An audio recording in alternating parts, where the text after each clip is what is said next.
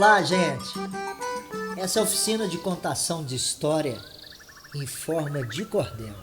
É para iniciante, mas não tem idade para aprender. Eu sou Ricardo Evangelista, poeta, trovador, pesquisador da cultura, membro da Comissão Mineira do Folclore aqui de Belo Horizonte. E muita gente me pergunta o que é o cordel, de onde veio. Eu vou responder primeiro com uma cestilha.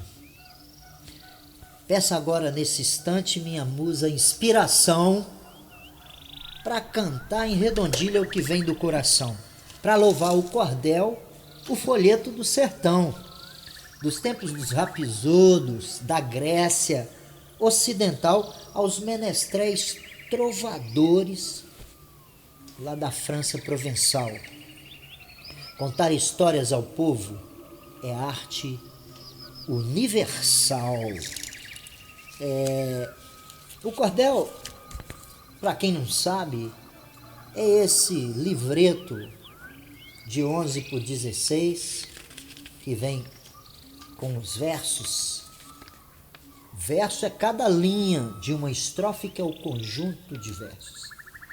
Ele é feito dessa maneira, rimado e ritmado. Quem não ouviu os versos no filme do Alto da Compadecida, do Ariano Suassuna, né? Esses dois cordéis aqui foram inspiradores dessa grande peça de teatro. O Cavalo que Defecava Dinheiro, do grande Leandro Gomes de Barros. As Proezas de João Grilo.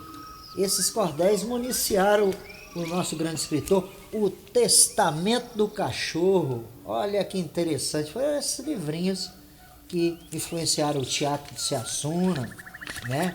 Muito bonitos, muito bem feitos. E são feitos de diversas maneiras. Agora, para que contar história aí em cordel?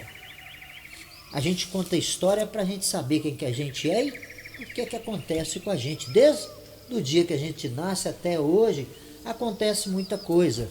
Além de divertir, que é uma coisa divertida, não é verdade? A gente informa, a gente traz conhecimento, a gente até alfabetiza, a gente ensina as pessoas a amar a palavra, a leitura. O cordel tem uma ligação muito forte com a cantoria. Ele nasce do repentismo. Primeiro ele chega aqui nas caravelas dos portugueses que invadiram essas terras, né? E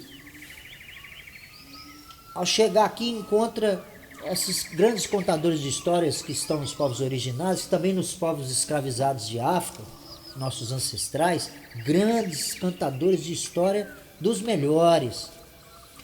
E primeiro ele está na palavra cantada, por isso que é cheio de melodia, né? Rima, fácil de memorizar. O repentismo tem a ver com os duelos, com os desafios.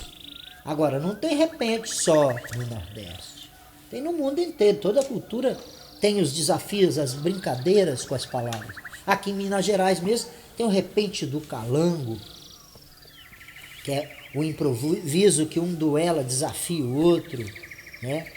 A partir dessa arte falada é que alguns poetas letrados começaram a escrever as formas. E tem várias formas, né? O cordel pode ser escrito de diversas maneiras.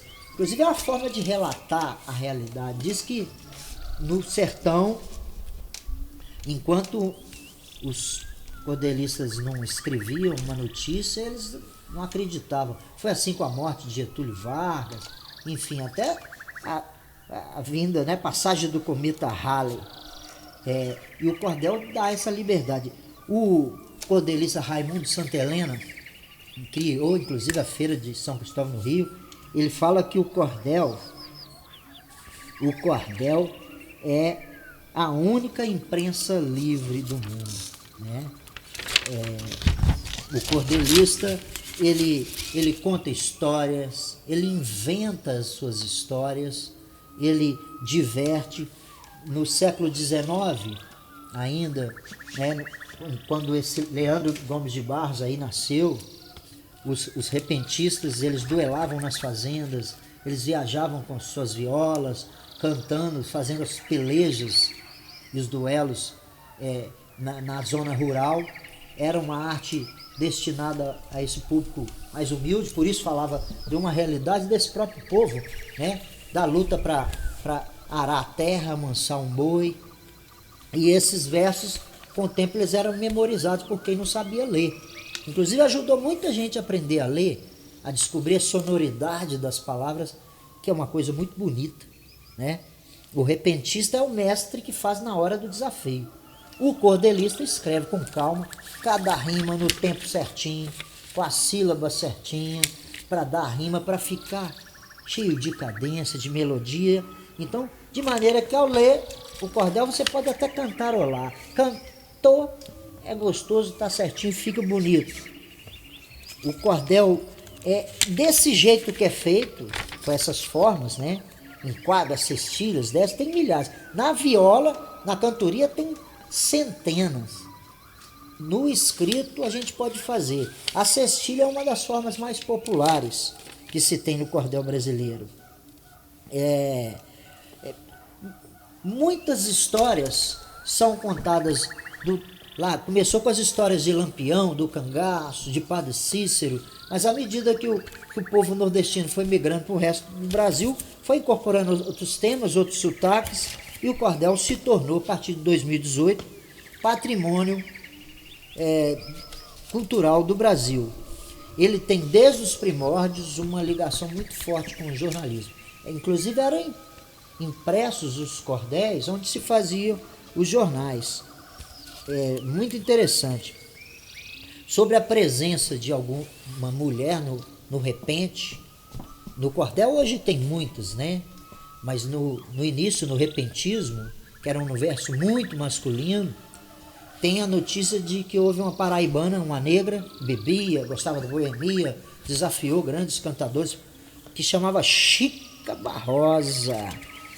Chica Barrosa nasceu também em Pombal, terra do Leandro Gomes de Barros, que escreveu centenas de livretos, foi um dos maiores vendedores de folhetos de cordel, porque além de escrever, ele imprimia e distribuía, quer dizer, ele era cordelista e editor. Drummond, inclusive, chamava ele, deu o nome dele de Príncipe dos Poetas, né? Sobre os temas, eles variam. Cordel dá para a gente escrever de tudo.